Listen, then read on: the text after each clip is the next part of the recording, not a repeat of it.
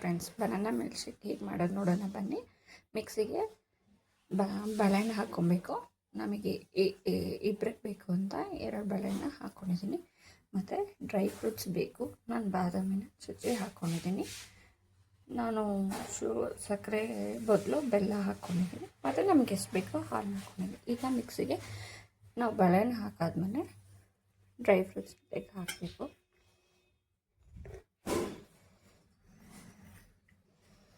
ಬೆಲ್ಲನೂ ಹಾಕಬೇಕು. ಎಷ್ಟು ಕ್ವಾಂಟಿಟಿ ಬೇಕಷ್ಟು.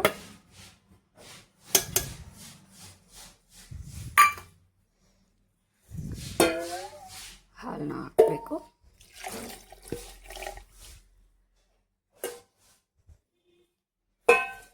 ಈಗ ಇದನ್ನು ರುಬ್ಕೊಬೇಕು.